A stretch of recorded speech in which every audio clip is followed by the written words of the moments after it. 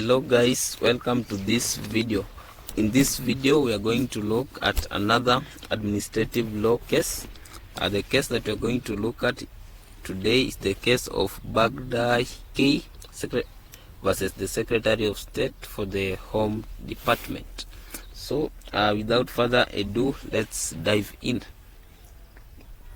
This case involves 3 appellants who claim to be refugees from their respective countries of nationality and challenge the decisions of the Secretary of State for the Home Department to refuse them leave to enter the United Kingdom or to remove them from the country.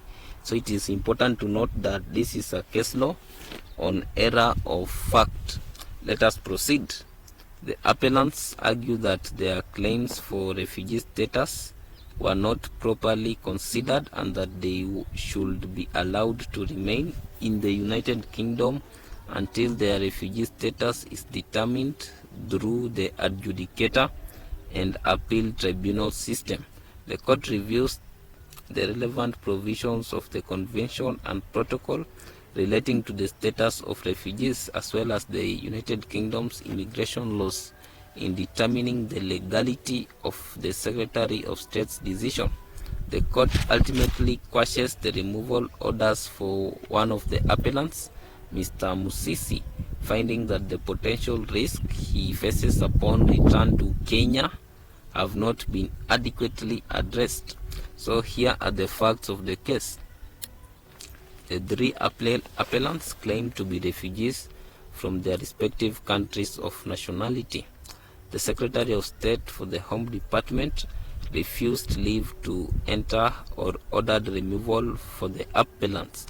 The appellants challenge these decisions and seek judicial review. The appellants argue that they should be allowed to remain in the United Kingdom until their refugee status is determined. Concerns are raised regarding the potential risk faced by Mr. Musisi if returned to Kenya. The court reviews relevant provisions of the Convention, Protocol, and United Kingdom immigration laws in making its decisions. So the issues are: 1. Whether the Secretary of State properly considered the appellants' claims for refugee status. Secondly, we have whether the appellants are entitled to remain in the United Kingdom pending determination of their refugee status. Third, we have whether the potential risks faced by Mr. Musisi upon return to Kenya were adequately addressed.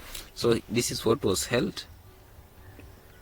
The court quashes the removal orders for Mr. Musisi but dismisses the appeals for the other appellants. Here is the reasoning of the court. The court finds that the Secretary of State did not adequately consider the dangers and doubts involved in sending Mr. Musisi back to Kenya. The court determines that the appellants are not entitled to remain in the United Kingdom pending their refugee status determination. The court reviews relevant legal provisions and concludes that the removal orders for the first 3 appellants are valid, but Mr. Musisi removal order is quashed because he is facing the threat of political persecution back home. So the disposition here is that the court dismisses the appeals of the first 3 appellants because they made errors of fact. They gave false information, and allows the appeal of Mr. Musisi, quashing the removal order issued against him. This case clearly shows that errors of fact can lead to a lot of consequences for individuals, especially those that give wrong information to authorities.